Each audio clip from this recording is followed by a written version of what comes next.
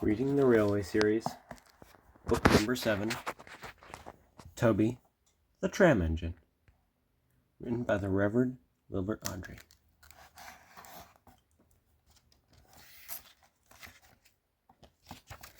Dear friends, poor Thomas has been in trouble, so the Fat Controller asked Toby to come and help run the branch line.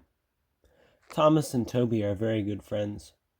Toby's a funny little engine with a queer shape. He works very hard, and we are very fond of him. We hope you will like him too. The author. I think I'll handle it like this. This looks a little better. Hope you enjoy. Oh dear. Here we go. Oh wow, right off the bat, our title image. Toby and the Stout Gentleman. Toby is a tram engine. He's short and sturdy, he has a cowcatcher and side plates, and doesn't look like a steam engine at all. He takes trucks and farms, and he takes trucks from farms and factories to the main line, and the big engines take them to London and elsewhere. His tram line runs along roads and through fields and villages. Toby rings his bell cheerfully to everyone he meets. He has a coach called Henrietta, who has seen better days. She complains because she has few passengers. Toby's attached to Henrietta and always takes her with him. "She might be useful some day," he says. "It's not fair at all," grumbles Henrietta, as the buses roll past full of passengers.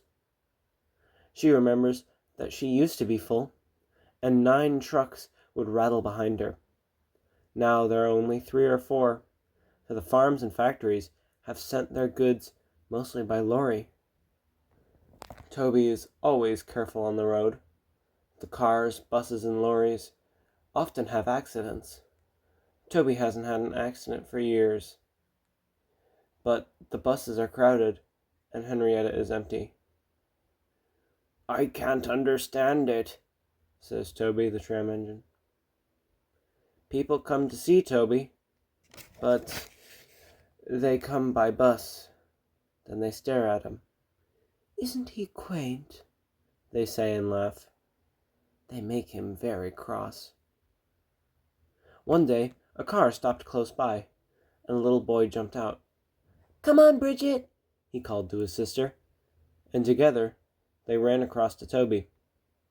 2 ladies and a stout gentleman followed. The gentleman looked important but nice. The children ran back. "Come on, Granddad, do look at this engine," and seizing his hands, they almost dragged him along.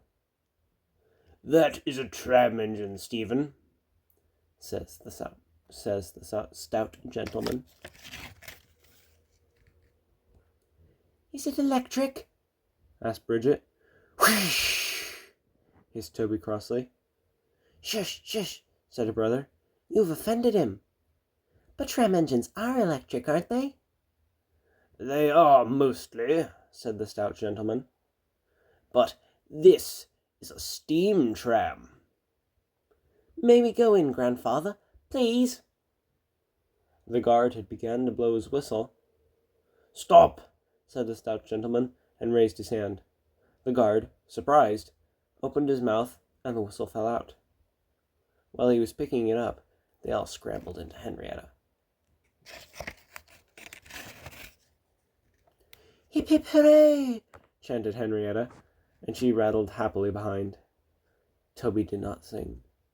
"Electric indeed! Electric indeed!" he snorted. He was very hurt. The stout gentleman and his family got out at the junction, but waited for Toby to take them back to their car. "What is your name?" asked the stout gentleman. "Toby, sir." "Thank you, Toby, for the very nice ride." "Thank you, sir," said Toby politely. He felt better now. "This gentleman," he thought, "is a gentleman who knows how to speak to engines." The children came every day for a fortnight. Sometimes they rode with the guard, sometimes in empty trucks, and on the last day, and on the last day of all, the driver invited them into his cab. All were sorry when they had to go away. Stephen and Bridget said, "Thank you," to Toby, his driver, his fireman, and the guard. The stout gentleman gave them all a present. "Beep, beep, beep, beep," whistled Toby. "Come again soon." We will," called the children, and they waved until Toby was out of sight.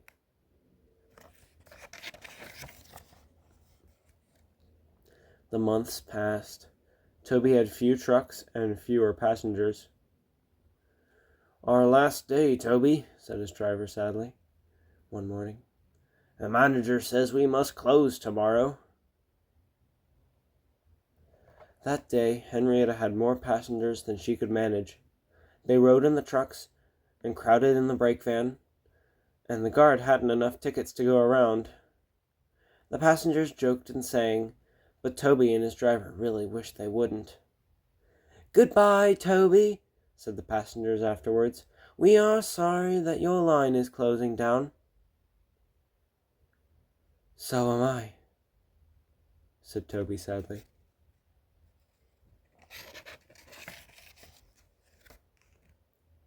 The last passenger left the station, and Toby puffed slowly to his shed.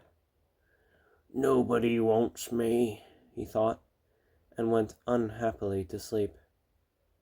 The next morning, the shed was flung open, and he woke with a start to see his driver and fireman dancing a jig outside. His driver, excited, waved a piece of paper. "Wake up, Toby," they shouted, "and listen to this. It's a letter from the stout gentleman." Toby listened, but I mustn't tell you any more, or I will spoil the next story.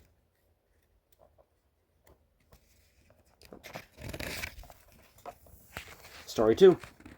Thomas in Trouble.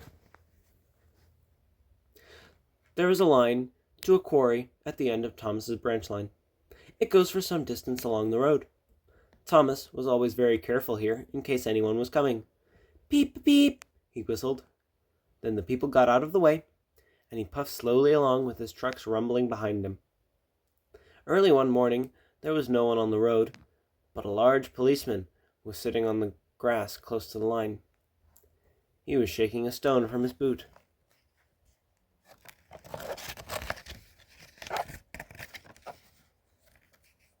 Thomas liked policemen.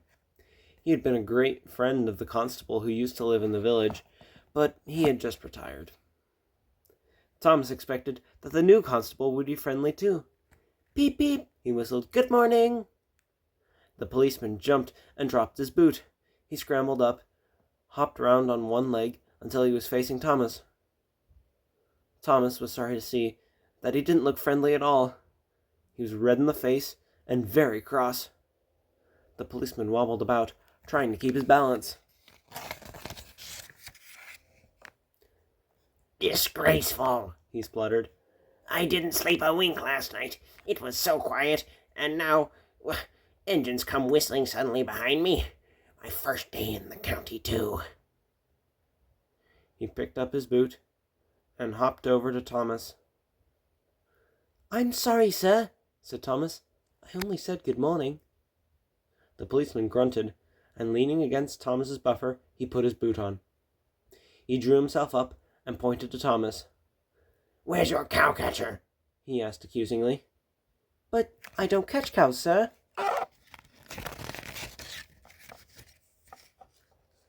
"Don't be funny," snapped the policeman. He looked at Thomas's wheels. "No side plates either," he wrote in his notebook. "Engines going on public roads must have their wheels covered and a cowcatcher in front. You haven't, so you're dangerous to the public." "Rubbish," said his driver. "We've been along here hundreds of times and never had an accident." "That makes it worse," the policeman answered. He wrote "regular lawbreaker" in his book. Thomas puffed sadly away.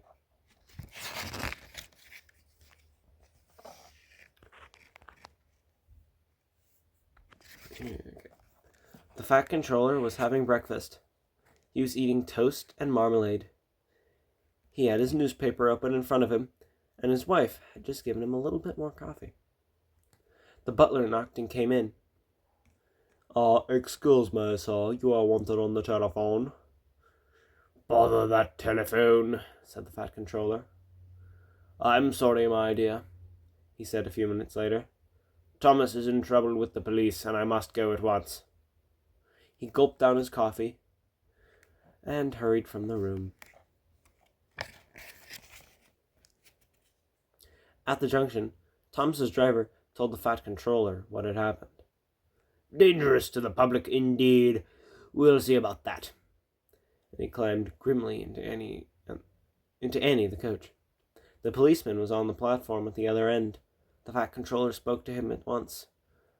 A crowd collected to listen.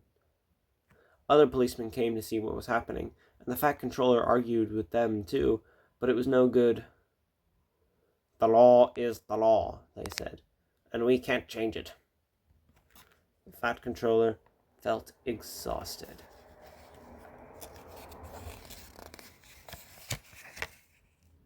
He mopped his face. I'm sorry, driver, he said. It's no use arguing with policemen. We will have to make those cow-catcher things for Thomas, I suppose. Everyone will laugh, sir, said Thomas sadly. They'll say I look like a tram. The Fat Controller stared, and then he laughed. Well done, Thomas. Why didn't I think of it before? We want a tram engine. When I was on my holiday, I met a nice little engine called Toby. He hasn't enough work to do and needs a change. I'll write to his controller at once. A few days later, Toby arrived. That's a good engine, said the Fat Controller. I see you've brought Henrietta. You don't mind, do you, sir? Asked Toby, anxiously. The station master wanted to use her as a hen house, and that would never do. No, indeed, said the Fat Controller. We couldn't allow that. Toby made the trucks behave even better than Thomas did. At first, Thomas was jealous, but he was so pleased when Toby rang his bell and made the policeman jump, and they've been firm friends ever since. Story 3. Dirty Objects. Toby and Henrietta take workmen to the quarry every morning. At the junction, they often meet James. Toby and Henrietta were shabby when they first came and needed new paint. James was very rude. Ugh, what dirty objects, he would say. At last, Toby lost patience. James, he asked, why are you red? I am a splendid engine, answered James, loftily. Ready for anything. You never see my paint dirty. Oh, said Toby innocently. So, that's why you once needed bootlaces. To be ready, I suppose. James went redder than ever, and he snorted off. At the end of the line, James left his coaches and got ready for the next train.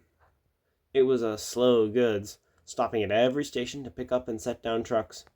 James hated slow goods trains.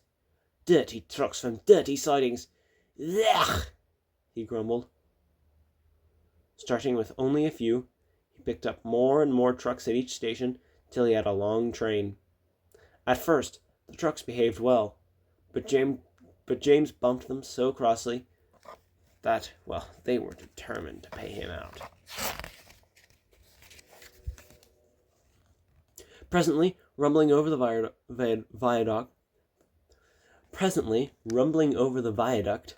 they approached the top of Gordon's Hill. Heavy goods trains halt here to pin down their brakes. James had had an accident with trucks before, and should have remembered this. Wait, James, wait, said his driver. But James wouldn't wait. He was too busy thinking what he would say to Toby when they next met. Too late, he saw where he was and tried to stop. Hurrah, hurrah, laughed the trucks, and banging their buffers, they pushed him down the hill. The guard tightened his brakes until they screamed. On, yelled the trucks. I've got to stop, groaned James. And setting his brakes on, he managed to check the trucks' mad rush. but they were still going much too fast to stop in time. Through the station they thundered and lurched into the yard. James shut his eyes. There was a bursting crash, and something sticky splashed all over him. He had run into 2 tar wagons and was black from smokebox to cab.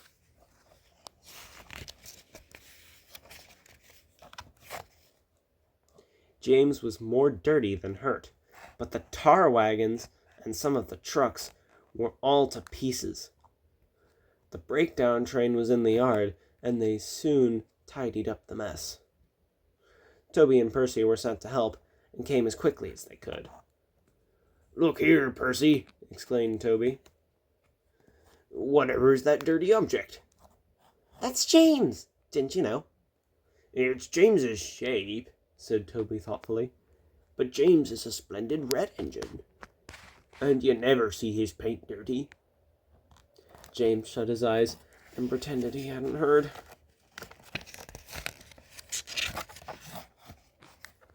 They cleared away the unhurt trucks and helped James home. The Fat Controller met them. "Well done, Percy and Toby," he said. He turned to James. "Fancy letting your trucks run away. I am surprised. You are not fit to be seen. You must be cleaned at once. Toby shall have a coat of paint. Chocolate and blue, I think. Please, can Henrietta have one too?" "Certainly, Toby," he smiled. "She shall have brown like Annie and Clarabelle." "Oh, thank you, sir. She will be pleased." Toby ran home happily to tell her the news.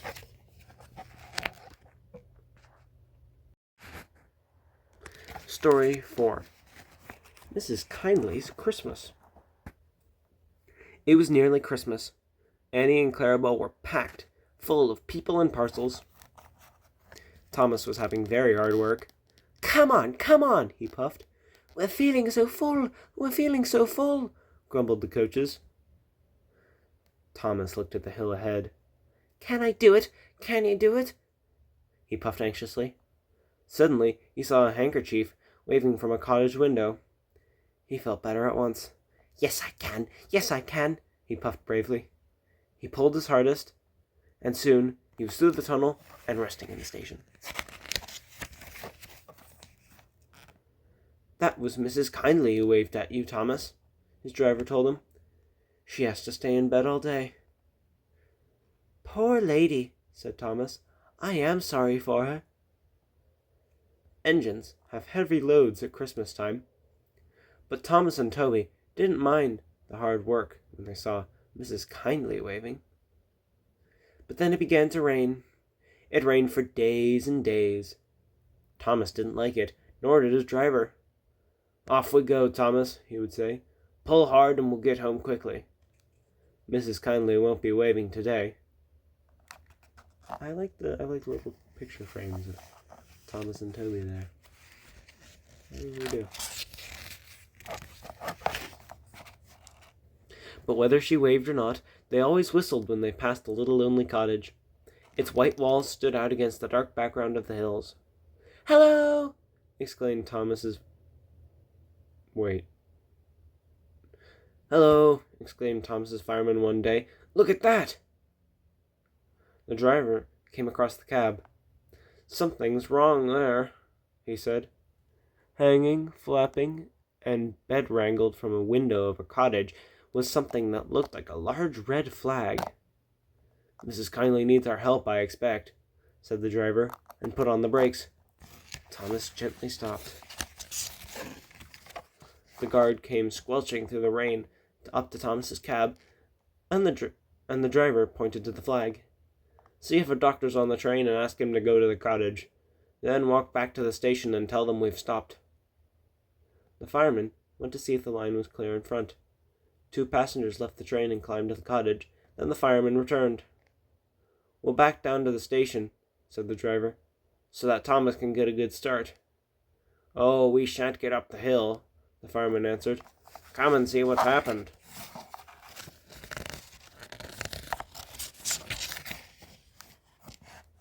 They walked around the line and around the bend.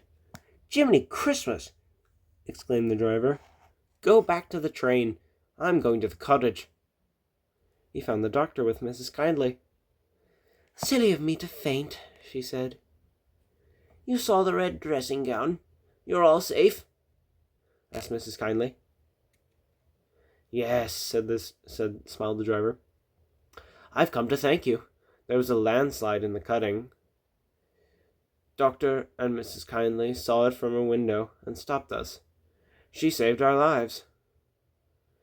"God bless you, ma'am," said the driver, and tiptoed from the room. They cleared the line by Christmas Day, and the sun shone as a special train puffed up from the junction. First came Toby, then Thomas with Annie and Clarabelle, and last of all, but very pleased of being allowed to come, was Henrietta.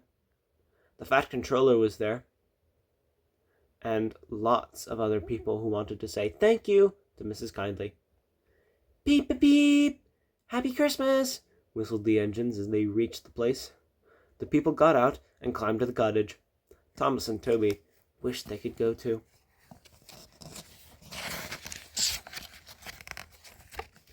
Mrs. Kindly's husband met them at the door. The fat controller, Thomas's driver, fireman, and the guard went upstairs, while the others stood in the sunshine below the window. The driver gave her a new dressing gown to replace the one spoiled by the rain. The guard bought her some grapes. The fireman gave her woolly slippers and promised to bring some coal as a present from Thomas the next time they passed. Mrs. Kindly was very pleased with the presents. "You are very good to me," she said. "The passengers and I," said the fat controller, "hope you'll accept these tickets for the South Coast, Mrs. Kindly, and get very well in the sunshine. We cannot thank you enough for preventing that accident, and I hope we have not tired you.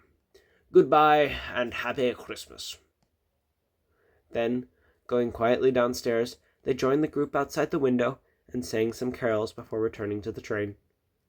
Mrs. Kindly is now at Bournemouth, getting better every day. Thomas and Toby are looking forward to the time when they can welcome her home.